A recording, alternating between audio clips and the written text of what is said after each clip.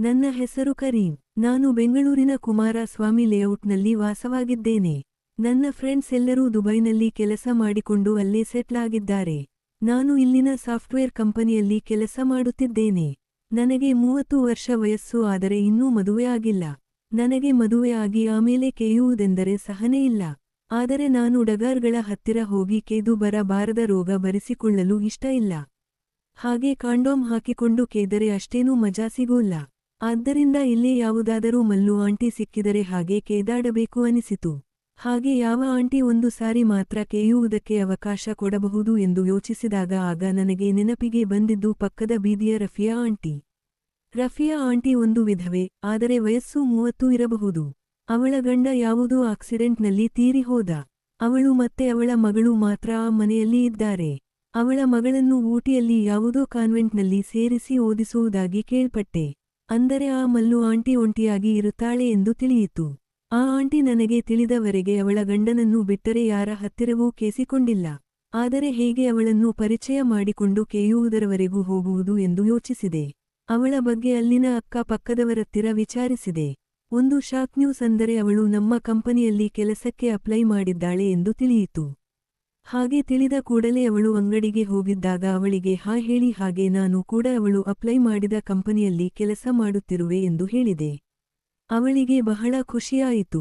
ಹಾಗೆಯೇ ಅವಳನ್ನು ರೆಕಮೆಂಡ್ ಮಾಡಬೇಕೆಂದು ಕೇಳಿಕೊಂಡಳು. ಹಾಗೆ ಮಾಡುವುದಾಗಿ ಹೇಳಿ ಕೊನೆಗೆ ಅವಳಿಗೆ ಕೆಲಸ ಸಿಕ್ಕಿತು. ಹಾಗೆ ಆ ಮಲ್ಲು ಆಂಟಿ ಮನೆಗೆ ಹೋಗೋದು ಬರೋದು ಅಂತ 1 ವಾರ ಮಾಡುತ್ತಿದ್ದೆ. ಒಂದು ಭಾನುವಾರದ ದಿನ ಅವಳು ಮನೆಯಲ್ಲಿ ಒಳಗೆ ಚಿಲಕ ಹಾಕಿಕೊಂಡು ನಾನು ಎಷ್ಟು ಬಾರಿ ಬಾಗಿಲು ತಟ್ಟಿದರೂ ತೆಗೆಯಲಿಲ್ಲ. ಹಾಗೆ ಕಿಟಕಿಯಿಂದ ಇಣುಕಿ ನೋಡಿದರೆ ಅವಳು ಬೆಡ್ರೂಮ್ನಲ್ಲಿ ಬೆತ್ತಲೆಯಾಗಿ ಮಲಗಿ ತುಲ್ಲಿನ ಒಳಗೆ ಕ್ಯಾರೆಟ್ ಹಾಕಿ ತುರುಕಿಕೊಳ್ಳುತ್ತಿದ್ದಳು. ನನಗೆ ಚೂಲು ಹತ್ತಿತು. ಹಾಗೆ ತಡೆಯಲಾರದೆ ಬೆಡ್ರೂಮ್ ಕಿಟಕಿಯನ್ನು ಬಡಿದೆ. ಅವಳು ಹೆದರಿಕೊಂಡು ಯಾರು ಎಂದು ಕಿರುಚಿಕೊಂಡಳು. ನನಗೆ ಭಯವಾಯಿತು. ಆಗ ತಕ್ಷಣ ಬಾಗಿಲ ಹತ್ತಿರ ಬಂದು ನಾನೇ ಕರೀಂ ಎಂದೆ. ಆಗ ಅವಳು ಸರಸರನೆ ಒಂದು ನೈಟಿ ಹಾಕಿಕೊಂಡು ಬಾಗಿಲು ತೆಗೆದಳು. ನಾನು ಏನೂ ತಿಳಿಯದ ಹಾಗೆ ಸುಮ್ಮನೆ ಒಳಗೆ ಹೋದೆ. ಹಾಗೆ ಅವಳು ಅಡುಗೆ ಮನೆ ಒಳಗೆ ಟೀ ಮಾಡಿಕೊಂಡು ಬಂದು ನನಗೆ ಕೊಟ್ಟಳು. ನಾನು ಕುಡಿದು ಹಾಗೆ ಮಾತನಾಡಿಸುತ್ತಿದ್ದೆ. ನಾನು ಹಾಗೆ ಮಾತನಾಡಿಸುತ್ತಾ ಆ ಬೆಡ್ರೂಮ್ನಲ್ಲಿ ಏನು ಮಾಡುತ್ತಿದ್ದಿರಿ ಎಂದು ಕೇಳಿದೆ. ಅದಕ್ಕೆ ಆ ಮಲ್ಲು ಆಂಟಿ ನೀವು ನಾನು ಏನು ಮಾಡುತ್ತಿದ್ದೆ ಎಂದು ನೀವು ನೋಡಿದ್ದೀರಾ ಅಂತ ನನಗೆ ಗೊತ್ತು. ಪರವಾಗಿಲ್ಲ ಬಿಡಿ, ನನಗೆ ಬಹಳ ಚೂಲಾಗಿತ್ತು. ನನ್ನ ಯಜಮಾನ್ರು ಇಲ್ಲ, ಇದ್ದಿದ್ದರೆ ಅವರು ನನ್ನ ಆಸೆ ಪೂರೈಸುತ್ತಿದ್ದರು ಎಂದಳು. ಹಾಗೆ ನನ್ನನ್ನು ಗುರಾಯಿಸುತ್ತಾ ಇದ್ದಳು. ನಾನು ಹಾಗೆ ಅವಳ ಮೊಲೆಯನ್ನು ಗುರಾಯಿಸುತ್ತಿದ್ದೆ. ಹಾಗೆ ಅವಳ ಮೊಲೆಯಿಂದ ಕೆಳಗೆ ಬಂದು ಅವಳ ತುಲ್ಲು ಹೇಗಿರಬಹುದು ಅಂತ ಯೋಚಿಸುತ್ತಿದ್ದೆ. ಹಾಗೆ ಅವಳತ್ತಿರ ಹೋಗಿ ಅವಳ ಮೈಯನ್ನು ಮುಟ್ಟಿದೆ. ಕೇಳಬೇಕೆ, ಅವಳಿಗೂ ಇನ್ನಷ್ಟು ಚೂಲು ಹತ್ತಿ ನನಗೆ ಕಿಸ್ ಹೊಡೆದು ಹಾಗೆ ಬೆಡ್ರೂಮಿಗೆ ಕರೆದುಕೊಂಡು ಹೋದಳು. ಹಾಗೆ ಅವಳು ಮಂಚದಲ್ಲಿ ಹಾಗೆಯೇ ಮಲಗಿಕೊಂಡು ನನ್ನನ್ನು ಬಾ ಎಂದು ಕರೆದಳು.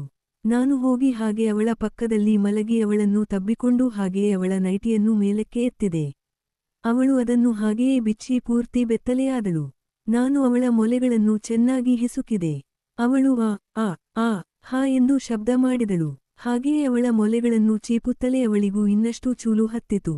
ಹಾಗೆಯೇ ಅವಳ ಮೊಲೆಗಳಿಂದ ಸಾಲಾಗಿ ಮುತ್ತುಗಳನ್ನು ಕೊಡುತ್ತಾ ತುಲ್ಲಿಗೂ ಮುತ್ತು ಕೊಟ್ಟೆ. ಇನ್ನಷ್ಟು ಶಬ್ದ ಮಾಡಿದಳು.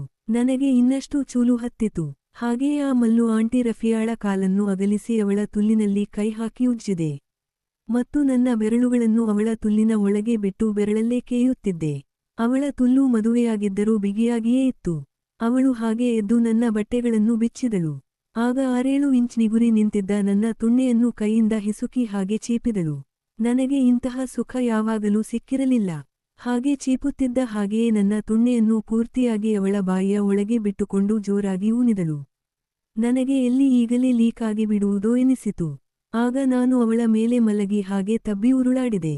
ಅವಳಿಗೆ ಇನ್ನಷ್ಟು ಚೂಲು ಹತ್ತಿ ಬಾ ಬೇಗನೆ ನಿನ್ನದನ್ನು ತುರುಕು ಎಂದಳು.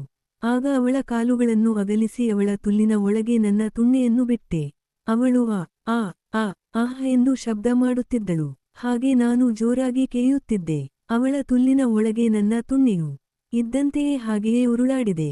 ಹಾಗೆಯೇ ಆ ಮಲ್ಲು ಆಂಟಿ ತಿಕ್ಕದಲ್ಲಿ ಬೆರಳುಗಳನ್ನು ಬಿಟ್ಟೆ. ಹಾಗೆ ಅವಳು ಮಂಚದಿಂದ ಇಳಿದು ಬಗ್ಗಿ ನಿಂತುಕೊಂಡಳು. ನಾನು ಆಗ ಅವಳ ತಿಕ್ಕದಲ್ಲಿ ನನ್ನ ತುಣ್ಣೆಯನ್ನು ಬಿಟ್ಟು ಕೇದ್ದೆ. ಮತ್ತೆ ಹಾಗೆ ಅವಳು ಮಂಚದಲ್ಲಿ ಮಲಗಿ ಕಾಲನ್ನು ಅಗಲಿಸಿಕೊಂಡಳು. ನನಗೆ ತೀರದ ದಾಹ. ಅವಳ ತುಲ್ಲಿನಲ್ಲಿ ನನ್ನ ತುಣ್ಣೆಯನ್ನು ಬಿಟ್ಟು ಇನ್ನಷ್ಟು ಜೋರಾಗಿ ಕೇದ್ದೆ. ಆಗ ರಪೆಂದು ರಸವು ಅವಳ ತುಲ್ಲಿನ ಒಳಗೆ ಹೋಯಿತು.